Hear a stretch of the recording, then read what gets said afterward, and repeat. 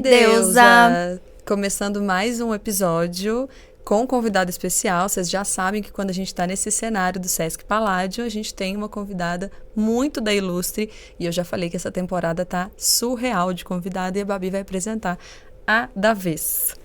Gente, eu tô com uma terapeuta integrativa, que eu ainda não tive a oportunidade de fazer um trabalho específico com ela, porém só conheço de elogios. Ela é maravilhosa pelo tudo que eu escuto. Suzane Dabés, 43 anos, terapeuta integrativa, como eu disse. E Su, se apresenta pra todo mundo. Seja muito bem-vinda. Pra gente ter uma honra receber você aqui. E aí, se apresenta pro pessoal. Conta um pouquinho de você. Tá bem. Bom, meu nome é Suzana. Eu sou terapeuta há mais de 10 anos, então eu trabalho com diversas técnicas diferentes, mas sempre voltado para a reconstrução de vida da mulher. Hoje a gente tem uma ONG também que atua no resgate e na restauração de vidas para mulheres vítimas de violência doméstica, e sou mentora de terapeutas também, né? Então é isso. É isso. Sua é mãe, casada. Conte um pouquinho da sua pessoa agora pra gente. Sua pessoa é Suzana, sou filha da Eleusa e do Geraldo, sou mãe da Sofia, que é uma jovenzinha de 16 anos, um docinho de coco, esposa do Vil, e madrasta do Marquinhos e da Luna. Então temos 3 adolescentes em casa. É um desafio, Não né? é fácil. Inclusive, a nossa pauta de hoje é exatamente essa, né? Sobre o amor e a dor do maternar, né? Porque... Sobre as partes que não se falam muito, né? Sobre o maternar. A gente vê muito, né? Sobre o quanto é bonito. É engraçado, no episódio que anterior, a gente falou sobre um caso que eu achei muito icônico, que ele apareceu inclusive pra mim hoje, bem hoje. Eu falei, olha que interessante.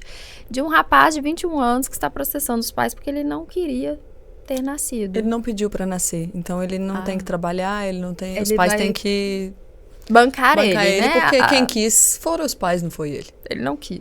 E aí a gente já começa a falar de ir aqui, né? Porque assim, falei que se fosse meu, eu ia dizer, bom, eu dei, eu tiro. Você não quer, não, eu tiro. Eu sou essa. Falou que não quer, gente. Tirei com consciência. Não, achei uma ótima história pra gente já começar a falar sobre a maternidade essa e as coisas que não se né? fala sobre ela, né? Eu acho que eu ficaria bem surpreendida, ou mal surpreendida, com um retorno desse de um filho. Não dá para tirar a razão dele, né? Porque, de fato, existem crenças que vão dizer que sim, ele pediu para nascer, mas isso vai muito dentro de uma crença de um contexto religioso, né? Não é um fato. E se na crença dele ele não pediu para nascer, então ele não pediu, né? Mas eu fico pensando...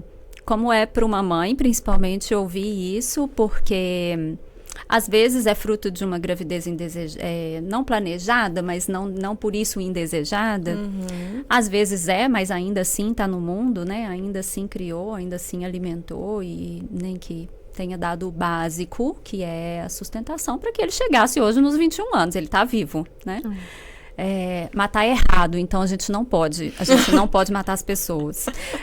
Eu tô falando isso com a Su seguidamente, ela vai sair daqui pensando, meu Deus, Bárbara quer ser um assassino. Cuidado, ela vai sair daqui mandando uma mensagem pra Lívia, faça um sinal se você estiver bem. Se estiver com perigo aí, sua mãe estiver estranha, manda uma mensagem aqui. Faça um sinal, Lívia. A gente corre. Ô Su, o que mudou emocionalmente na Suzana depois que você virou mãe? Tudo. Eu falo que tem uma versão, né? Pré-maternidade e pós-maternidade, né? Acho que até em termos de ciência a gente já sabe que o cérebro da mulher muda depois que ela vive a maternidade, né? De gestar, só o fato dela estar gestando, o cérebro tá mudando, né? A gente tá ali perdendo massa cinzenta, né, gente? Eu vi isso, gente. A gente fica meio burra. Por isso que a gente esquece tudo. Esquece tudo. Depois a gente vai revisitar isso lá no climatério, na menopausa. Então tá chegando a perda da massa cinzenta de novo. Mas assim, existia de fato uma Suzana que eu olho...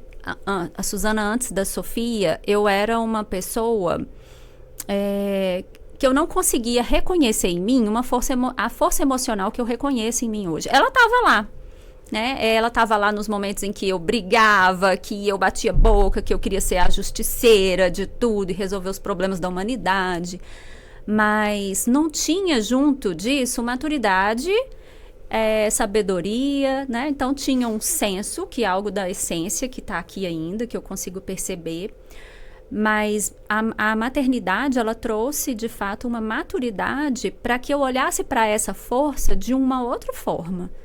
Então, isso eu acho que é uma das mudanças mais significativas que eu consigo hoje reconhecer.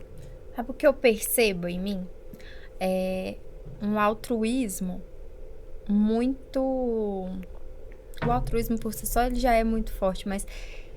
Do ponto, eu tava conversando sobre isso hoje com uma cliente, enquanto eu tava atendendo ela de manhã, e a gente tava conversando sobre isso. A ponto de eu abrir mão da minha comida preferida, porque, por exemplo, só tem um bife. Uhum. E era uma coisa que antes, talvez, pra mim, era inadmissível. Principalmente falando de uma pessoa que foi obesa durante muitos anos, pensar em não comer algo. Ao quanto que aquele altruísmo. E aí eu tava pensando exatamente no nosso episódio, que entra a dualidade, que o chocolate eu escondo. O meu altruísmo não entra nesse lugar. E aí eu pensei, cara, é realmente uma dor e uma delícia. Porque existe sim o lugar de... Eu sei que ela gosta muito mais disso do que eu, então é dela. Mas existe um lugar também de eu gosto muito disso. E eu acho que durante um período a gente nem se permite isso, né? De voltar a gostar de coisas. Você só gosta do que o seu filho gosta, você só quer o que o seu filho quer. E é muito doido isso. Eu não sou mãe ainda, mas o que eu observo com as mães ao meu redor, né, que eu consigo conviver com elas, a minha, a Bárbara, né, tia e tudo mais, vai para além do deixar a comida que você mais gosta pela comida do que ela mais gosta, mas abrir mão, às vezes, das suas próprias necessidades pela necessidade do filho, porque coloca-se num patamar superior às minhas necessidades. As necessidades do filho, geralmente... O que eu observo está em primeiro lugar do que as suas próprias necessidades. Muitas vezes, não sempre, mas muitas vezes. E é por isso que eu falo que eu acho que eu nunca tinha vivido o altruísmo, assim. Eu não sabia o que era isso. Eu lembro que quando eu era adolescente eu adorava ver Friends. Eu era super fã de Friends. E aí eu sabia de cor e salteado os episódios todos. Eu falava junto com os personagens e tal. E eu lembro que teve uma conversa... da Phoebe, que a Phoebe falava acho que era pra Rachel, que ela dizia assim, não existe nenhuma ação 100% altruísta. Aquilo explodiu minha cabeça, porque eu me sentia uma pessoa, uma adolescente altruísta, né? E primeiro ela me confrontou com aquilo ali. E eu nunca mais esqueci daquilo. Eu acho que é a frase que eu trouxe do Friends que foi mais impactante na minha vida. E quando você fala desse altruísmo e a gente relaciona isso com a maternidade, eu fico pensando que será que é 100% altruísta mesmo, né? Porque ainda assim tem um ganho. E é claro que ainda assim pode colocar no altruísmo, porque acho que a gente não precisa problematizar tanto, né? Sim. Mas porque tem um ganho, né? Tem um ganho de você saber que você está cumprindo o papel, de você saber que você deu conta, de você se sentir uma boa mãe. E eu acho que isso para nós mães, isso é tão impactante, porque pelo menos eu posso dizer pela minha experiência e das pessoas, das mulheres que eu atendo, a grande maioria carrega a bendita da culpa materna, né, que nasce junto com o filho. Arrancou o menino da barriga, a culpa vem junto com ele no pacote, né? E a gente não sabe bem lidar com isso. Então, eu acho que esse altruísmo que você fala, ele é gostosinho da gente sentir, né? E talvez ele seja, inclusive, algo que vai... afagar um pouquinho o coração desorientado de uma mãe para ela dar conta, né? Essa conversa, ela começou entre Bárbara e eu sobre benefícios da maternidade, né? Eu tava vagando pelo Instagram fora, nas minhas noites. Eu adoro, meu momento relax é deitar à noite e ficar na minha hora de fazer nada, totalmente ociosa e mexendo ali, inútil, só para ver o que tá rolando. E aí eu vi uma maquiadora famosa, eu como maquiadora sigo muitos maquiadores, uma maquiadora famosa que já, se não me engano, tá com 42 ou 43, e aí ela falou que ela tá no limite dela pra, de fato, saber se ela vai querer ser mãe ou não. Ela já congelou há uns anos atrás os óvulos, mas ela nem sabe se ela queria, se ela ainda, de fato, vai usá-los. E aí as pessoas confrontam ela muito, porque já tem anos de casada. Você casou, você sabe que você sofre Olha, e agora o Próxima neném? pergunta. A próxima pergunta, depois de quando vai casar, casou, e agora? Quando vai ter filho? E aí ela é confrontada o tempo todo quanto a isso. Ela falou, olha, gente, a minha resposta é simples. Eu só vou conseguir ser mãe o dia que alguém conseguir me trazer o benefício que tem de ser mãe. E aí eu virei pra Bárbara e falei assim, uai, é difícil, né? Porque benefício parece que assim, é uma troca, né? E eu não vejo a maternidade como uma troca, eu vejo muito mais como doação do que como troca. Então, essa ideia de conversar sobre o tema e de trazer alguém para conversar sobre o maternar veio daí, né? Então, no seu ponto de vista, benefício de maternidade. Eu Tendo consigo, 3 adolescentes dentro de casa. Eu consigo, assim, eu não criei os meus enteados, né? Então esse mérito aí é todo do pai e da mãe deles. Eu sou mãe solo. E é muito mais desafio do que benefício. Mas se eu for colocar numa balança, esses benefícios, eles são bons para mim, né? Eu costumo dizer que o maior desafio que a maternidade traz para mim é o quanto ela me limita naquilo que eu mais amo fazer, que é trabalhar. Então, por conta disso, eu tenho meu tempo restrito, a minha liberdade geográfica ela é limitada. Então, tem uma série de embargos que a gente vai encontrando que é principalmente em função da maternidade. Eu não tenho a liberdade que eu teria se eu não tivesse a minha filha. Só que, inclusive para o meu trabalho, ela me ajuda exatamente naquilo que eu preciso desenvolver para ser uma profissional melhor, inclusive. Inclusive porque eu trabalho com mulheres. Então, ela me ajuda a expandir esse olhar e eu consigo enxergar benefícios nisso, né? Apesar de ser algo que me desafia, que não é o papel melhor e mais importante e o que eu mais amo na minha vida, apesar de amar muito, eu não amo o tempo inteiro. Eu não gosto dele 7 dias na semana, 24 horas por dia. Mas amo intensamente. Não tenho essa crença de amor incondicional materno, essa visão imaculada de todas as mães são reflexos de Maria. Eu tenho ranço disso. A gente peca muito sendo mãe. Graças a Deus. Porque tem dia que a vontade Mas é isso que faz você evoluir cada vez mais, né? E eu acho que é o que faz você entender que é normal e que é real. Eu acho que é muito importante falar sobre isso, porque hoje em dia tem quebrado muito isso, né? Mas quando eu fui mãe, a ideia vendida era que nasceu, você vai amar a todo e a qualquer custo. E tem dia que a minha vontade é pegar pelos cabelos, sacudir, e eu acho que eu já fui mamãe em muitos momentos de não pegar pelos cabelos, que eu não gosto muito da agressão, mas de sentar e ter uma conversa assim, olha, fulana, querida fulana, deixa eu te falar uma coisa, não é assim que a banda toca, né? Eu não tô te criando pra isso, você melhore. E aí a gente volta pra terapia e fala assim, tá, mas essa frustração é sua, porque você projetou nesse ser aí o que você quis. E aí você arrepende. E aí eu acho que dos benefícios, talvez, que eu tenha aprendido com a Lívia, quando eu penso nisso, é o poder da desculpa sincera. Porque com ela, eu aprendi a enfiar o meu rabinho entre as pernas, literalmente, olhar pra ela e falar, olha, eu falhei com você.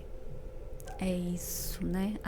Acho que é isso. A maternidade, ela confronta a gente com o nosso orgulho e a humildade. A necessidade de se perceber humana, Exato. né? E da gente mesmo se tirar desse papel imaculado que, ok, socialmente, culturalmente a gente é colocada assim, né? Toda mulher vai ser colocada nesse lugar, a expectativa social é desse lugar, mas a gente precisa ter a capacidade de se tirar desse lugar, ainda que todo o entorno fale o contrário, né?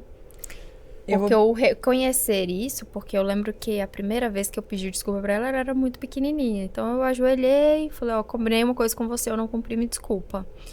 E ali gerou reparação. A gente já teve outros problemas. Hoje, inclusive, de manhã, eu tive uma questão com ela que eu percebi que eu tinha excedido, porque eu acho que a gente pensou em falar desse tema, parece que todas as minhas sanidades mentais maternas, elas desapareceram. É pra você trazer a vivência sozinha. Elas desapareceram, porque, meu Deus do céu, antes de sair pra cá, inclusive, eu já saí, pelo amor de Deus, Lívia! Desse jeito que eu saí de casa.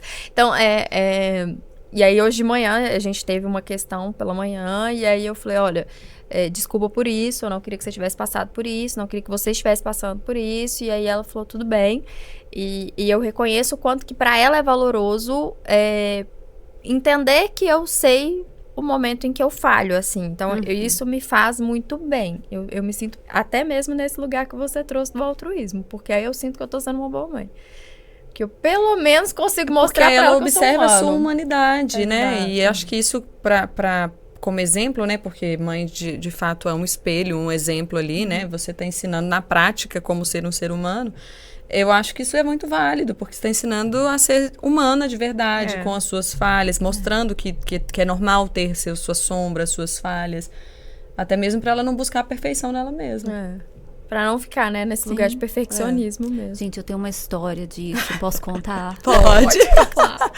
Deve.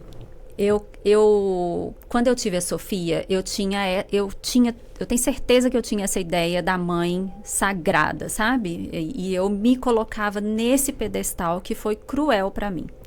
Até ela ter uns 2, 3 anos de idade, eu não lembro o que ela fez, e eu lembro que eu coloquei ela de castigo.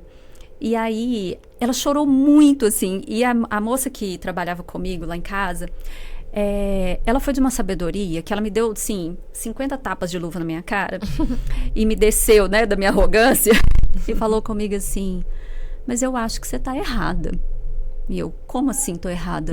Né? Mãe não erra, né? Eu aprendi assim, que mãe não erra, então eu não erro. Não, eu acho que você tá errada. E eu acho que ela precisa sair desse castigo, que já tá demais.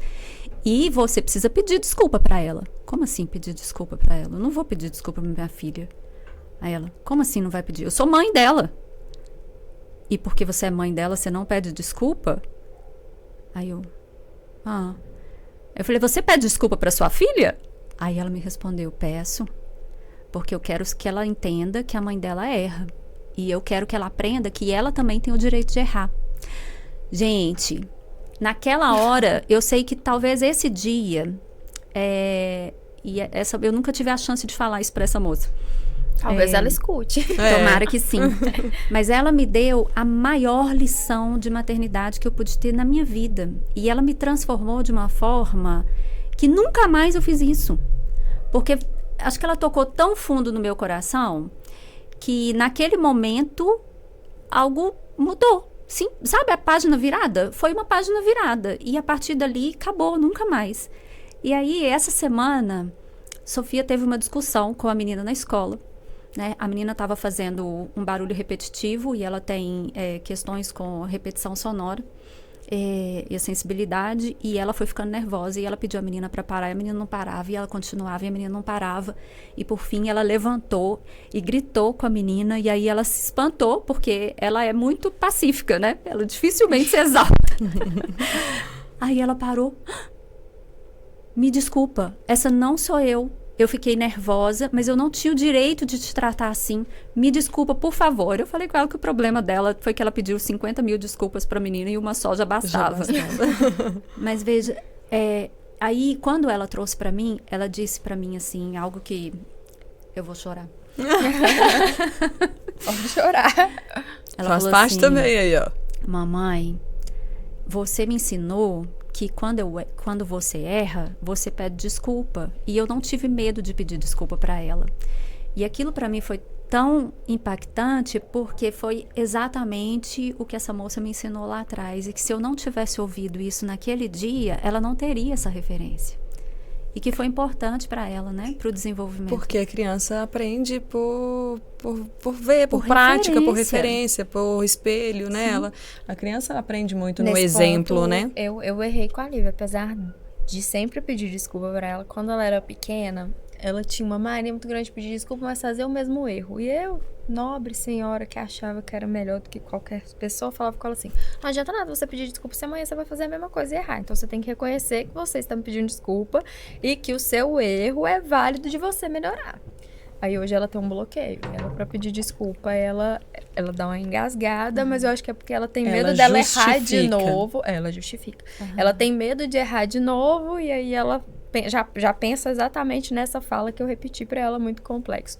Mas hoje eu já não me culpo mais por isso, porque era o que eu dava conta naquele momento, era o que eu achava certo, que eu achava que eu estava ensinando ela da maneira correta de... Ao momento em que eu percebo um erro, o mais correto é que eu não repita. Mas eu mesmo sou uma pessoa que repeti vários erros infinitas vezes e isso, né, foi acontecendo ali ao longo da vida. Mas tá tudo bem. Gente, mas vamos combinar que, assim, a gente tem uma sementinha que brota lá na barriga da gente, o troço vai crescendo.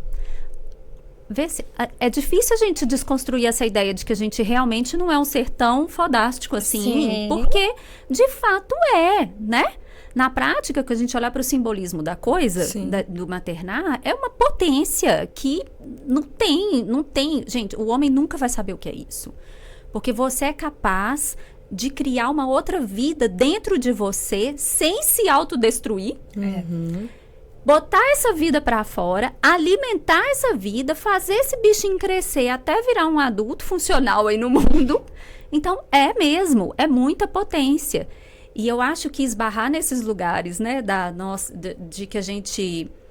Porque a gente acessa isso, né? Quando você vê e fala assim, fui eu que fiz isso aqui.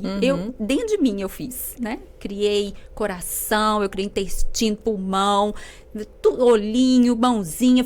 Eu fiz tudo isso aqui dentro de mim, ó. É claro que a gente não faz sozinha, né? Pra quem acredita que existe uma providência divina aí por trás da coisa.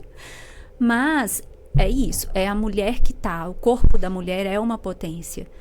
E a gente vai sendo confrontado isso ao longo da vida, eu acho, principalmente na interação com os filhos, de entender que, assim, tá, eu fiz, mas não é tudo meu, e eu também não sou tão especial assim, só, né, entre aspas, porque eu fiz um bebê, né, porque eu fiz um ser humano. Porque criar dá mais trabalho do que você, tá Nossa, muito mais.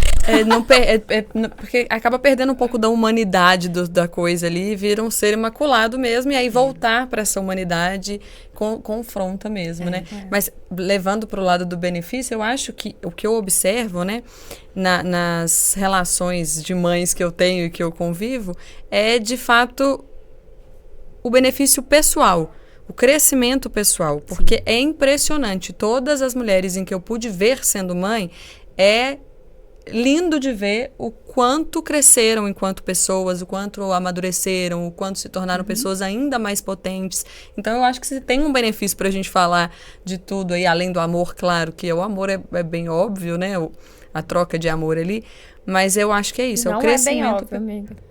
Mas o amor que você sente pelo filho, que o filho te dá de retorno. Mas aí, às vezes, aí vem o lugar da projeção da maternidade. Porque, às vezes, eu já projetei muito isso, às vezes, até em cima da Lili, esperando que ela fosse... Eu sou uma pessoa da escrita. Eu amo escrever e eu amo demonstrar o meu afeto escrevendo. Esses dias eu falei na minha terapia que eu já fui apaixonada de mandar telegrama pra namorado. De tão apaixonada que eu era. Eu lembro disso. E eu ainda lembro que eu ri na época. Porque eu sou realmente essa pessoa, assim. Eu acho que tem que escrever, tem que falar sobre como você se ama. E a Lívia é seca com a palavra. Ela não sabe escrever. Porque não é a forma de demonstrar afeto dela. Mas eu não me sentia, por exemplo, amada. Porque eu me sinto amada com coisas escritas bonitas pra mim. Se uma pessoa não me dá parabéns, não escreve um textinho pra mim. Um textinho bonito. Até você. Eu acho um absurdo. Mas aí você precisa entender que cada um tem uma linguagem de amor e entender que você é amada de outras formas. Não é um benefício. Por quê? Porque eu projeto nela que ela ia me amar do jeito que eu queria que ela me amasse. Mas aí é que tá. É o amor. Não falei que é o amor do seu jeito.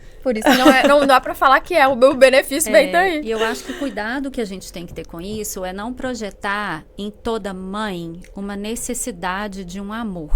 Ainda que esse amor a gente consiga colocar em 5 linguagens, né, em caixinhas aí, N, pra poder desconstruir. Porque não é toda mãe que ama. Né? E ainda assim ela é uma mãe. E às vezes ela é a mãe que cuida. Ela é a mãe que paga a conta. Ela é a mãe que garante a sobrevivência do filho. Mas ela não ama. E por que ela é uma mãe ruim ou uma mãe pior? Porque ela não ama. Às vezes ela não dá conta. Eu acho que a maternidade, quando a gente fala dessa experiência singular e particular da maternidade, a gente tem que olhar para ela por um viés, e quando a gente coloca amor na maternidade, a gente precisa colocar viés social também. Porque como que a gente exige, por exemplo, Eu falo que eu sou mãe solo, mas eu sou uma mãe solo que entendo os privilégios que eu tenho. Porque eu sou hoje, né? Eu sou casada e meu marido é um super padrasto para Sofia. Ele cuida, ele resolve, ele que leva no médico, ele que participa de reunião na escola. Então, ele que está presente. Ele é uma rede de apoio. O meu enteado, que é um adolescente, mas mais velho, ele é uma rede de apoio, porque é ele que ajuda ela a comparar caso com as coisas de escola. Eu tenho os meus pais para me ajudar, eu tenho minha irmã para me ajudar. Então, eu tenho uma rede de apoio muito robusta, não paga. Tem algumas pessoas que têm rede de apoio paga. E a mãe, que é mãe solo, às vezes mãe de periferia, que trabalha o dia todo, não tem condição de ver esse filho, então não se cria amor. Como é que eu vou amar uma coisa que eu não tenho nem contato? Porque o amor, esse amor que vem de afeto, ele vem de conexão. E ela não tem tempo para isso, porque ela está trabalhando 24 horas por dia para garantir que esse menino tenha um sapato para calçar, que ele tenha comida no prato, que ele tenha alguma coisa para escrever na hora que ele for para a escola. E aí eu acho que eu vejo como muito perigoso e às vezes até castrador do papel da maternidade colocar essa necessidade do amor como um pré-requisito, sabe? Assim, quadradinho que a gente tem que ticar da maternidade. Essa ideia, né? Pariu, você ama. E a gente compra. Não é assim, não, né? Que pariu, você olhou e falou, ai, que lindinho, eu amo. Você em alguns casos, sente um amor muito grande, tipo... É muito isso, né? Do endeusamento. Você olha pra aquela coisa perfeita, você fala, eu fiz? Sim. E aí, primeiro bate o seu amor por si próprio. Você olha pra aquilo e fala, meu Deus, olha essa orelhinha. Eu sou poderosa. Eu lembro que eu ficava assim, olha a orelhinha disso aqui, gente. Eu fiz essa orelhinha, eu olhava aquilo, achava lindo. Mas eu lembro que a Camila chegou perto de mim, quando a Olivia nasceu, e falou assim, ela é linda. Eu falei, você é feia. A menina nasceu com cara de joelho, ela é feia. E eu dou, a Olivia nasceu linda. A Olivia realmente, dentre os bebês todos que estavam lá na maternidade, ela era realmente o neném mais bonito. Eu falei, não, você tá sendo mentirosa, que ela é feia, ela não nasceu bonita, não. Porque não é uma coisa assim... E aí eu precisei desconstruir isso também, porque eu fui uma adolescente que falava desde os meus 14 anos que eu seria mãe e que eu não preocupava se eu não tivesse um marido. Eu queria ser mãe. Eu sempre deixei isso muito claro. Se eu não casar, que nem é uma vontade, se eu não tiver marido, pra mim tá tudo bem. Mas mãe eu serei. Eu vou ser mãe a todo e a qualquer custo. Então, assim, eu sonhava, eu almejava, eu desejava. E realmente, quando ela nasceu, eu achei que esse amor seria diferente. Claro que passa 2 semanas assim, né? Não encosta na minha filha, que eu amo a minha filha loucamente. Esse amor surgiu muito rápido, mas no primeiro existem momento... mulheres que de cara já é o amor da vida incondicional. É sobre ser particular para cada um, né? Mas assim, é bom não endeusar, porque às vezes a gente vai muito... Eu fui confiante que eu ia amar de primeira. É porque fala-se muito sobre isso. É, porque eles vendem muito essa ideia. E não é assim, porque quando nasce, parece que nasce também esse lugar da culpa. Eu acho que... eu nunca tinha pensado por esse lado. E é verdade, quando o filho nasce, você já nasce a culpa de ser mãe. Você já nasce com a culpa de, será que eu tô entregando tudo que essa criança merece? Será que eu tô nutrindo da maneira correta? Será que esse afeto que eu tô entregando é um afeto? Será que essa correção que eu fiz era a melhor a ser feita? Porque o tempo todo, e fora a culpa de abandonar os próprios projetos, porque você tem sonhos que o filho não tá ali naquele sonho. Não cabe. Né? Não é parte disso. Então, você vai sentir culpa por isso também. Então, não só a culpa com relação à criança, mas a culpa de tudo aquilo que você precisa abrir mão, abdicar em função dela. Né? E abdica mesmo. Não tem jeito. Nossa. Como eu disse que eu vejo potência, né, e crescimento em todas as mães ao meu redor, assim, eu tive a oportunidade recentemente de ver minha prima, e é muito engraçado porque, assim... Vira outra pessoa. É outro ser humano e eu nunca imaginei. Primeiro que a minha prima é da minha idade e tudo, e você não imagina, mãe? E aí, ver ela sendo uma mãe, super mãe, assim, de eu olhar e falar assim, cara, tô chocada. Não imaginava nunca, porque...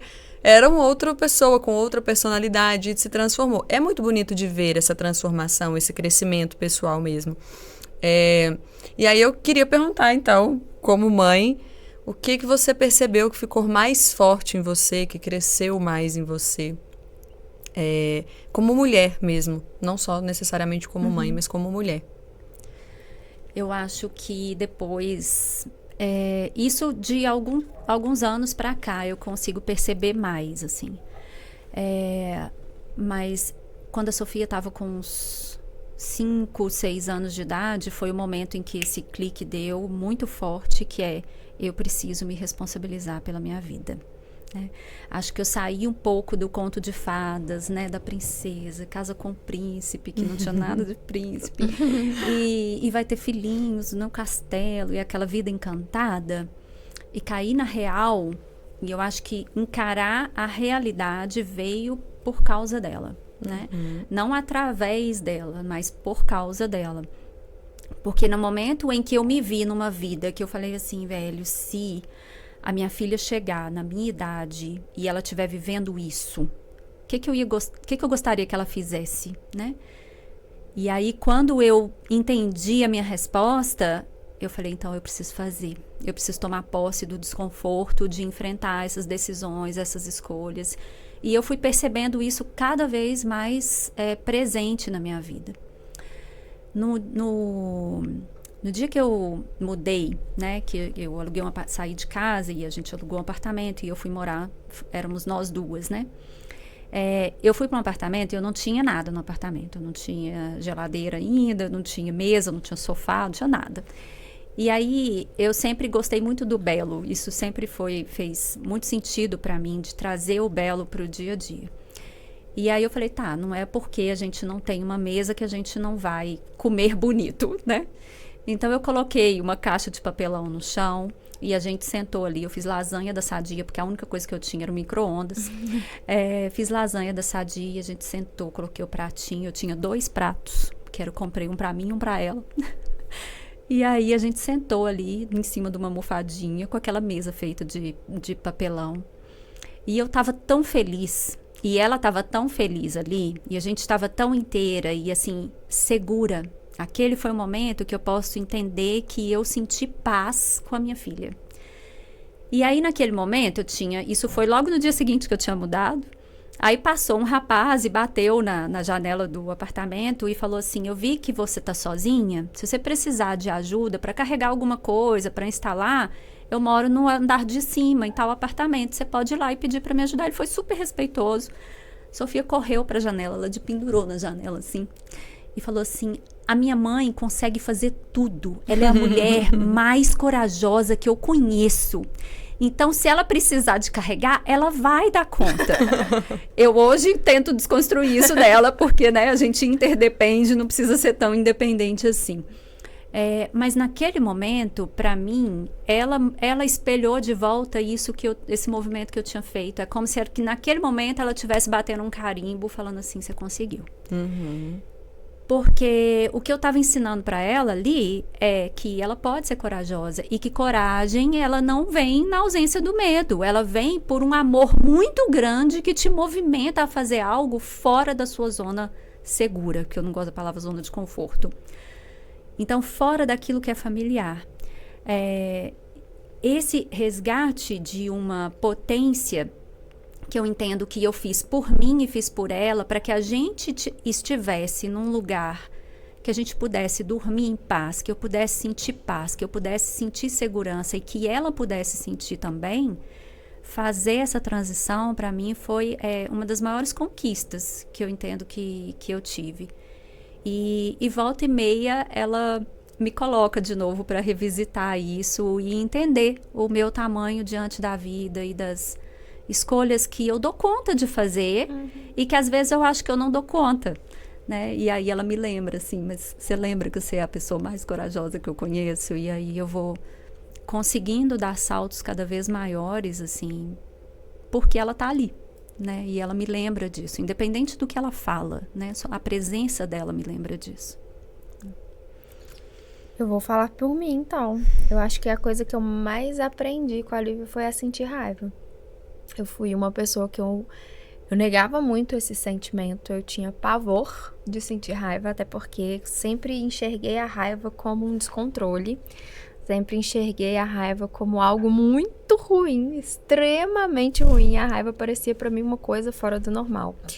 E de acordo, principalmente, eu acho que dos 6 para cá, que ela foi tomando ali, eu acho que a primeira vez que eu senti muita raiva foi quando a Lívia tinha uns 5 anos e ela tava fazendo natação e o menino tava jogando ela dentro da água. e mergulhando ela e afogando ela. Aí nesse dia eu senti uma raiva a ponto de falar com ele, ou você para ou você não vai subir mais, porque eu vou te enfiar lá embaixo, você vai ficar por lá. Eu abaixei assim bem pertinho dele e falei, eu vou te falar só uma vez, se você mais uma vez jogar ela por debaixo da água e deixar ela lá, eu vou botar a minha mão em cima da sua cabeça e você não vai subir. E aí ele nem encostava na Lívia, mas graças a Deus em nenhuma das próximas aulas. Ele entendeu o recado, ficou com medo, Exatamente. Né? E aí eu entendi ameaçou a criança. Nesse dia o que era raiva de filho. E aí isso aí foi aumentando. Bullying na escola, você sente mais raiva. Professor, meu Deus, eu amo os professores, mas tem uns que não. Eu lembro que uma vez eu cheguei na escola que a diretora olhou pra mim e falou assim, mas você tem que ficar um pouco mais calma. E aí eu vi que eu tava naquele lugar da raiva, claro que eu tava nervosa. Ela tinha falado que a minha filha tava igual uma barata tonta, era por isso que ela não aprendia. Eu falei, deixa eu te falar uma coisa, você vem pra dentro da escola pra você dar aula, você vai falar assim.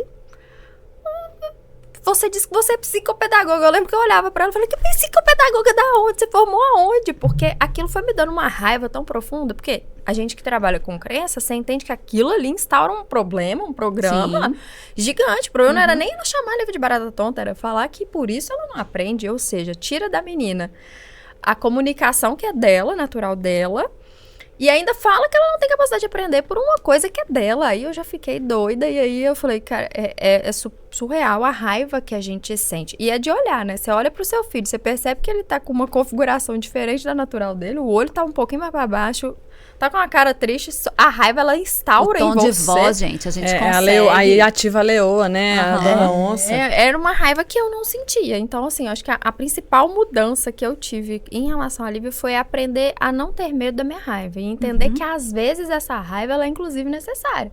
Porque eu poderia ser uma pata-choca.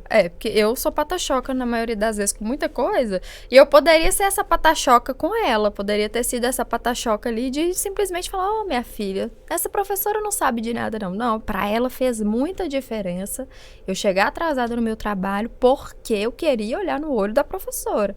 Ela entendeu que ela tinha proteção. Ela entendeu que aquilo ali era uma mãe que não ia abandonar ela nunca por motivo nenhum. E que ninguém podia fazer isso com ela.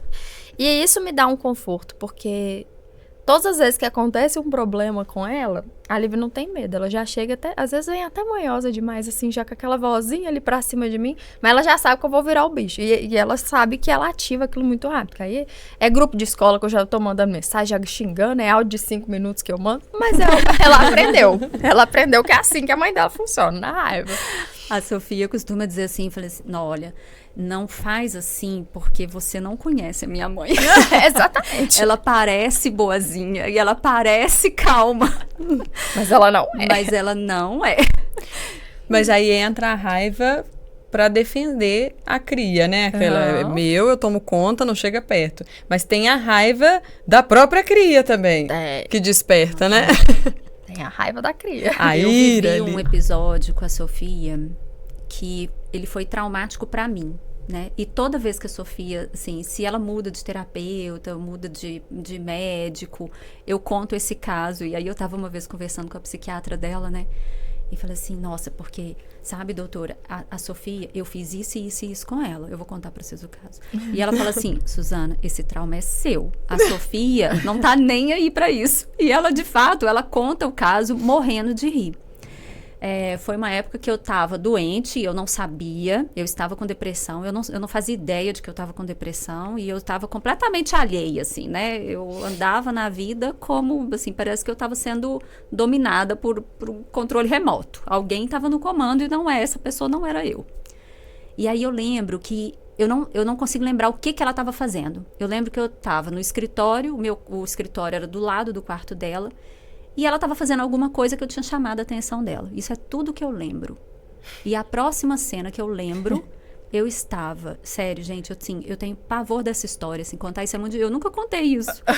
Nunca contei isso. Agora tá contando pra muita gente. Tô contando pra muita gente.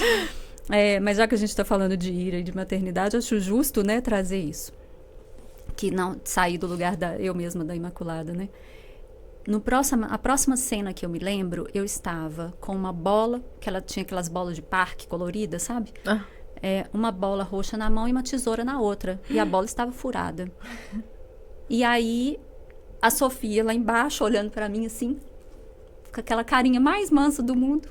Não fiz nada. Ainda bem que você rasgou a roxa, porque eu gosto da rosa. Oh, gente. E aí, na hora, eu parei com a tesoura na mão e a bola na outra. Eu entrei em pânico nesse momento. Porque eu entrei nesse estado de ira e eu fiquei completamente desconcertada. Eu não sabia o que eu estava fazendo. Eu perdi totalmente o controle. E eu só olhava para ela e eu comecei a chorar compulsivamente, porque eu só conseguia imaginar que se eu tivesse feito qualquer coisa com ela, porque eu não teria visto. Entende? Assim, porque eu não lembrava. Eu não lembrava. Eu perdi o discernimento. Eu acho que essa é a questão da raiva, porque ela acha a raiva uma emoção extremamente saudável e a gente negligencia muito. E esse foi um momento da minha vida em que eu me achava uma pessoa que assim, não, eu não sinto raiva, nunca senti raiva, não sei o que é isso. Eu sou emocionalmente controlada, não, né? A gente eu era uma fica assim, pessoa centrada, eu era a pessoa perfeita, boazinha. E eu lembro que tinha uma pessoa que falava, ela repetia sempre isso pra mim, e falou assim, não existe gente boazinha. Eu falei, eu sou boazinha. Eu me achava uma pessoa muito boazinha. Era altruísta, boazinha. Nossa, eu era um chuchu de pessoa, gente. E aí eu precisei de entrar em contato com isso, né? Eu precisei de sentir. E eu lembro que eu peguei o telefone, eu liguei para um amigo meu e falei assim, olha, aconteceu isso, eu preciso de ajuda e eu não sei o que eu faço, né? E aí ele falou, liga para essa pessoa. Eu liguei para a pessoa e a pessoa falou assim, vou conseguir uma consulta para você agora. E aí nesse dia eu cheguei e fui para uma consulta com um psiquiatra que era naturalista. E aí ele falou comigo assim, minha filha, o que tá acontecendo? Aí eu fui e falei, não, tá acontecendo isso na minha casa. Aí ele falou assim, tá, então eu vou fazer o seguinte, eu vou fazer uma receita pra você, eu tomava homeopatia e você vai sair daqui e você vai na casa da sua família. Você tem pais vivos? Eu tenho. Você tem irmã? Tem também. E quem sabe disso que você está vivendo? Eu falei, não contei para ninguém, não. Pois você vai sair daqui e vai lá contar, porque você tem um retorno em 15 dias. E se você chegar aqui e falar para mim que você está do mesmo jeito, eu te interno. Aí eu entrei em choque nessa hora. Você percebeu que tinha algo errado. Que tinha algo errado. Eu nunca tinha percebido que eu sentia raiva. Né? Eu não sabia o que era sentir raiva. Né, uma raiva saudável. Então, obviamente, se eu estava sentindo e eu não quero acessar isso, aquilo ia transbordar uma hora ou outra, né? Eu acho que essa ira que a gente chega, né? Eu já gerei trauma em algumas crianças também. Acúmulo. A gente tem que gerar. Cheguei. Mexeu com meu filho, eu vou gerar. A Sofia falava para todo mundo que a mãe dela era bruxa. Minha mãe é bruxa. Ela acha o máximo a mãe dela ser bruxa. Então, isso, quando os meninos são menores ainda, eles imaginam aquela bruxa com o nariz desse tamanho, a verruga, né, e tal. Mas chega a pessoa de cabelo grisalho, pós-chuva, na escola, e tinha um menino fazendo bullying, o menino tinha mordido a Sofia. E aí eu falei com a professora assim, quem é o fulano? Aí ela é aquele ali, ó. Aí eu cheguei e falei, você que é o fulano? Eu sou a mãe da Sofia. Aí o menino arregala um olho desse tamanho pra mim, né? E eu falei assim, a partir de agora, você não gosta da minha filha e você não, por causa disso, você não fica perto dela. Se ela estiver desse lado da sala, você vai sentar lá do outro lado. Se ela passar na quadra, você vai sair da quadra. Porque se eu estiver na minha casa e eu pensar que você passou perto dela, e veja, eu vou saber. Aí ele regalava mais ainda o olho. Pensando, meu Deus, ela é bruxa mesmo. Eu vou voltar aqui e você não vai gostar. Você não vai querer... E isso eu falando bem baixinho pra ele. Você não vai querer me ver de novo. E a Sofia assim... Tava tipo, igual minha mãe, minha mãe, minha heroína, né? E essa eu acho que é uma ira muito saudável, assim, não que a gente tenha que sair por aí traumatizando o filho dos outros, mas se o filho dos outros traumatizou, o menino até sonhou no dia. Ela tem mãe, que eu falo assim, ó, esse menino não tem mãe. Eu lembro que esse com ela da natação, o pai dele tava lá, plantado, olhando o menino fazer isso com a Lívia. Eu olhava pro pai dele, o pai dele olhava pra ele, olhava pra mim e não fazia nada. Falei, então talvez ele tenha mãe, mas não tem pai, né? Exatamente. Me deu acesso. Nesses casos, assim, eu falo, criança malcriada, fazer malcriação na minha frente, a mãe tá do lado, eu espero a mãe agir. Se não agir, sinto muito, eu vou ter que agir. E olha que eu nem tenho filho ainda pra defender, mas eu vou ter que falar, ô, meu querido, você tá achando que é o quê? Não, né? Que não dá. Pai e mãe tem que chamar atenção, mas tá é porque vendo? A gente tem um estúdio lá. Então, às vezes, vai uns meninos muito abençoados por Deus E quer mexer no espelho, e quer, né, girar a cadeira. A minha ira desperta mais fácil do que a sua. Eu sou a que vai sentar no chão com ele e falar, vamos colorir?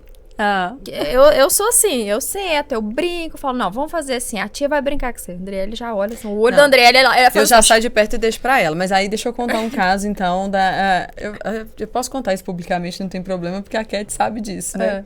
A gente tem inclusive ela sempre fez a unha da Bárbara, tudo mais, uma conhecida nossa, e aí ela fechou o dia da noiva comigo, e a menininha dela na época, na verdade não era o dia da noiva dela ainda, era da Geise. Ela era da minha. Ela era da minha, e é de uma prima da mãe dela.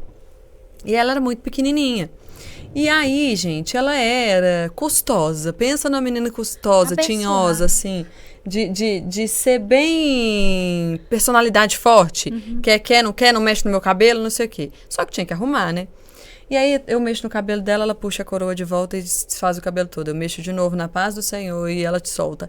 Enfim, consegui porque botaram a madrinha na chamada de vídeo e a madrinha, pelo visto, era brava. Na hora de vestir roupa, tá eu e a mãe dela tentando vestir a roupa nela. A mãe dela falou assim, Andriele, comigo ela não funciona, eu vou sair de perto, vou deixar ela com você e você se vira aí pra pôr roupa nela. Pensei comigo, me deu a oportunidade. Ela chora e ela tenta, eu colocava a roupa, ela puxava de volta o vestido, eu virei pra ela e falei assim, deixa eu te falar. Eu estou muito brava. Se você não colocar esse vestido agora, eu vou ficar mais brava ainda. Você tá me escutando? Me deu até o pé pra calçar o sapato. Falei, muito bom. Ela já desperta Ela despertou a minha ira. Mas é porque às vezes é necessário também, até mesmo pra criança entender. Eu acho que às vezes, óbvio, sem furar a bola, rasgar a bola inconsciente, né? Sim. Mas pra ela entender também que não pode se fazer o que quer, a hora que quer e que tem uma autoridade ali. Eu acho que essa talvez seja a maior forma de amor que a gente Eu ia pode. falar sobre isso. Uma das coisas que eu aprendi estudando trauma é que limite é a melhor forma de você dizer que ama alguém. Porque quando você não dá limite pro outro, você não ensina ele sobre o amor. O Gabor Maté fala isso, né? Que assim, se você não dá limite, você tá abandonando. Né? E aí a vida dá limite, né? Sim. A vida dá limite em vários pontos. Seja em amizade, seja em escola, seja no trabalho. A gente não faz o que quer, a hora que quer, do jeito que quer. A gente tem que seguir regras. E se a criança não entende que ela tem que seguir também, quando crescer, vira um adulto disfuncional. Sim. E quando você pensa, e esse foi seu maior episódio de ira até o momento? Eu falo até o momento, né? Porque filho é sempre os dois extremos são, né? Esse momento da bola, que eu acho que é a ira no ponto ruim, né? Que é a raiva, aquele veneno que eu bebo, querendo que o outro morra, né? Mas eu acho que tem uma ira... A ira, ela é controversa, né? Porque, assim, tem a ira enquanto pecado, mas o pecado, ele vem lá do cristianismo. Mas antes disso, tem um conceito que é filosófico, que vai dizer de uma ira que é a defesa da honra, né? Que é a justiça. Então, se a gente consegue acessar isso, né? Essa ira... que fala assim, isso aqui não tá bom, assim, essa criança tá machucando meu filho, algo precisa ser feito. E se um responsável não tá agindo, eu preciso agir em favor da minha criança. E aí eu coloco aquela ira em movimento, né? Que foi o que você fez com o garotinho na piscina, o que eu fiz com o menino que estava batendo na Sofia, né? Em outros momentos, em escola também. Um ambiente muito, muito difícil pra gente, enquanto, né? Ano passado, a Lívia foi coagida por 5 meninas no banheiro. E é muito difícil isso não despertar uma ira na gente, mas uma ira boa, porque o seu filho precisa entender, inclusive, que você, né? Eu lembro que a minha ira já despertou tanto no lado das pessoas fazerem coisas erradas com a Lívia, quanto da Lívia estar fazendo coisas erradas. A Lívia tinha uma amiga e ela tinha um problema de autoestima muito grande, essa menina. Porém, ela tinha uma facilidade em fazer amizades muito grande. A Lívia é uma menina com autoestima muito boa, ela se sente muito linda, mas ela é mesmo. E ela tem mas ela tem uma dificuldade muito grande de construir vínculos afetivos. Ela tem uma dificuldade de fazer amizades, é dela. Ela tem uma dificuldade mesmo. E aí eu lembro que eu levei as duas pra passear. E aí dentro do carro, a amiguinha dela tava contando sobre todos os amigos que ela tinha feito na escola, que ela tinha feito na escola nova. E a escola, elas estudaram um período juntas, e aí quando chegou no 5º ano, cada uma foi pra sua escola. E aí ela contando, super divertido, que tinha feito amizade com fulano, com Beltrano, com Ciclano e tal. Aí a Lívia falou assim, olha como eu tô maravilhosa hoje. Olha como eu tô linda. Nossa, olha aqui. Aquilo, a minha ira, ela introjetou, assim. Porque ela se sentiu desconfortável. Exatamente. E ela quis deixar outro, tipo, ai, não tô nem te ouvindo, eu tô olhando como eu sou bonita. Problema muito grande, porque o cabelo dela era curto e a Lívia tinha um cabelo, assim, do tamanho da Andriele, assim. Ele era maior que o da Andriele. Olha como meu cabelo cresceu, olha como o meu cabelo... E ela começou... E ela não tava nem prestando atenção no que a menina tava falando. E quando ela desceu do carro, que ela falou, eu tive que parar o carro mais pra baixo um pouco da casa da menina, que aquilo tava me sufocando tanto por dentro, aquela ira, que eu falei com ela assim, deixa eu te falar uma coisa, o que você fez hoje não foi legal. Eu não fiz nada. Eu falei, você fez. Quando a gente atinge o outro porque a gente se sente ferido, isso é muito feio. Você machucou a sua amiga, você sabe que isso é um ponto muito sensível pra ela, que é um lugar que fere ela. Você foi lá e cutucou porque você sentiu como se ela estivesse te atacando. E ela não estava te atacando, porque você perguntou pra ela como estava na escola nova. E aí ela olhou assim pra mim, e aí eu acho que aí a cabecinha funciona, porque aí a gente percebe o quanto que é um sentimento primário essa raiva, né? Sim. Essa ira. Porque a ira dela também foi gigante quando ela ouviu. Por que ela, que é minha melhor amiga, que mudou de escola, já tem 300 amigos que podem, inclusive, ocupar o meu lugar e eu não tenho. Então eu vou machucar ela. E é o medo de ser trocada, né? De ser substituída. Ai, porque agora ela vai ter muitos outros amigos, ela não vai precisar mais de mim. E é primário, né? Uma reação primária. E aí, acho que se a gente pensar em termos de maternidade, né? A gente precisa de olhar para esse espelho, né? Que é assim... as crianças, elas vão mostrar pra gente o que é nosso o tempo inteiro, né? E acho que numa situação dessa, vale muito olhar para, assim... Eu acho que você fez super bem, né? Porque precisa de ensinar mesmo. E isso é o educar, né? Mas aproveitar dessas chances, que eu acho que esse é o maior desafio, talvez, porque o próprio tempo que a gente tem dedicando aquilo, às vezes impede a gente de encarar esses aspectos, esse filho como um espelho pra gente enquanto pessoa.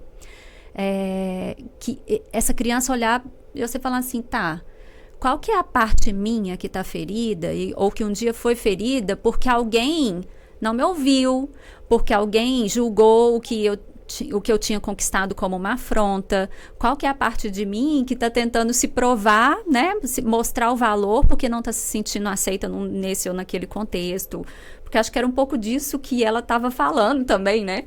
Exato. Sem falar diretamente com você, nem com a amiga, né, mas a criança e adolescente, né, enfim, não tá, o cérebrozinho não está formado ainda, então eles estão aprendendo a lidar, então a gente precisa pontuar mesmo os comportamentos para eles desenvolverem a capacidade de se perceberem dentro dessas situações e dinâmicas que são tóxicas e perceber, inclusive, assim, tá, você não é alecrim dourado, bem, eu falo, não é querubim encarnado na terra, você é tóxica também, né? E além de ser uma pessoa legal, além de ser linda, né? É tóxica também, porque todos somos, né? Mas eu acho que uma pérola, né, da maternidade é a gente conseguir encarar o filho também como um espelho das nossas dores, não só, né, desse aspecto da força que a gente falou, do ganho emocional, da maturidade e tudo mais, né, dos benefícios, mas do benefício também de poder crescer porque eu encarei, né? Porque eu olhei para aquela história ali e ela vai dizer da minha história, de como foi a construção da minha vida, né, como criança, a minha construção emocional, e poder olhar lá para trás e ressignificar isso através da educação, permitir, né, que ela sinta, né, assim, foi desconfortável, né, ver sua amiga falando isso, dói, né, de não ter, o que a gente vai fazer com o fato de você não estar conseguindo fazer amizades, assim, para mim é difícil nisso, ou foi difícil nesse momento, né. E as feridas minhas, pra elas, são muito diferentes, né? Eu era uma pessoa que tinha zilhões de amizade. Fazia amizade, assim, até hoje, né? Eu entro dentro do banheiro, daí a pouco eu saio com 3 telefones no meu WhatsApp. No outro dia eu tô conversando com todo mundo. Tem essa facilidade muito grande de fazer vínculo. E a Lívia tem essa dificuldade. Em contrapartida, ela tem uma autoestima que na idade dela eu não tinha. Então, a gente se confronta muito nisso. E aí, te respondendo, acho que muitos dos benefícios vêm disso. De você poder se enxergar num outro momento de uma maneira muito diferente, né? E acho que é se enxergar através de um espelho que é amoroso, né, Bárbara? Porque a vida oferece esses espelhos pra gente o tempo todo, né? Em todas as relações, todas as trocas. Pode ser na fila do supermercado. Você vai ter a chance de se confrontar com uma versão sua. Uhum. Mas quando vem dentro de uma relação que existe conexão, que tem uma troca afetiva saudável, né? Ou não também, né? Mas você se constrói, pelo menos você tenta fazer ela ser saudável, né? Uhum. Porque eu acho que quando a gente tem os nossos filhos, a gente tenta fazer um pouco diferente daquilo que a gente não considerava saudável, né? Não vou colocar assim, né, julgando as criações antes da gente, não. Mas eu acho que é intuitivo de cada um de nós tentar fazer algo diferente quando aquilo não me agrada. E claro que nem sempre a gente vai conseguir, porque às vezes você se pega repetindo um ciclo, mas de maneira diferente. Mas eu acho que é muito intuitivo, né? Não sei se pra você também foi assim, né? De perceber uma dinâmica que você não gostava e intuitivamente você tentar fazer essa dinâmica diferente ali na sua criação, né? Que nem sempre é bem sucedido, né? Exatamente. Porque você tenta fazer diferente, você pensa, bom, vai ser melhor assim, mas aí às vezes pro seu filho talvez a outra dinâmica seria mais... Porque o Dr. Gabor também fala muito sobre isso, né? De que a gente às vezes quer deduzir pro outro aquilo que vai ser bom. Ele fala muito sobre que a gente não pode ter na nossa cabeça essa ideia de que a gente não vai traumatizar, porque não tem como. Não. Por mais perfeito que você seja, você vai traumatizar. Porque até esse ideal de perfeição traumatiza o seu filho, né? Sim, Não é perfeito. Aí entra naquela história da Imaculada. Inclusive, deixa para as pessoas que estão ouvindo aí sua dica de ouro aí, a sua reflexão de ouro sobre o que é maternar e os conflitos e as sombras por trás disso para sair desse lugar de Imaculada. Inclusive, pode falar diretamente para o pessoal lá, para tocar bem dentro da alma. Eu acho que eu diria que o que é maternar, não tentar colocar o que é maternar dentro de uma caixinha com um significado de dicionário, porque a partir do momento em que a gente tenta colocar isso dentro de uma descrição exata, a gente já está falhando, porque ela não vai ser. É impossível caber um maternar dentro de uma frase ou dentro de um contexto. E trabalhar muita gentileza, muita gentileza. Eu repito isso igual uma vitola quebrada, né? Da gentileza. Porque a gente não é perfeita e eu acho que é ótimo a gente se perceber pequena do nosso lugar de insignificância. Não se ver, né, apequenada, mas também não achar que, assim, eu sou grande demais. Eu tenho o tamanho que eu tenho e esse tamanho é ótimo, é o que é necessário. E a gente conseguir encontrar viés de troca, né, espaços de troca afetiva e de conexão dentro da maternidade, da forma como cabe, cada momento, né? Eu acho que é o que a gente pode tirar de mais bonito nisso, porque é único, cada uma vai viver uma experiência completamente diferente. É importante a gente aprender a pedir ajuda, a pedir socorro, a não achar que a gente tem que dar conta de tudo sozinho, porque a gente não dá.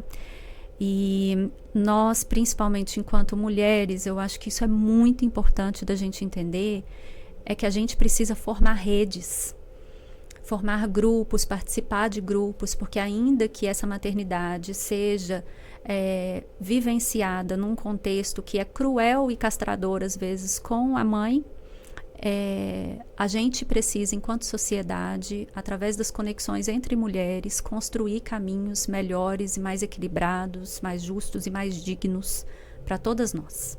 Eu acho que assim a gente chega num ideal de maternidade que não é esse ideal imaculado, mas um ideal que é possível, que é honesto, que é gentil e que cabe todas nós, da forma como a gente vier. Isso aí. Conta lá para quem quer te seguir, quem quer te encontrar, quem quer viver o processo terapêutico com você, onde te achar.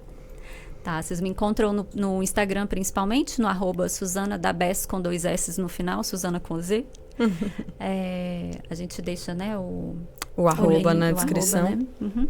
E é isso, semana que vem tem grupo de mulheres começando, né? A gente vai editar ele, vai estar pra frente, né? É. Então já vai estar rolando, né? Vai estar rolando. Mas a gente divulga ele também. E é isso, mulheres precisam estar com mulheres, isso é curador.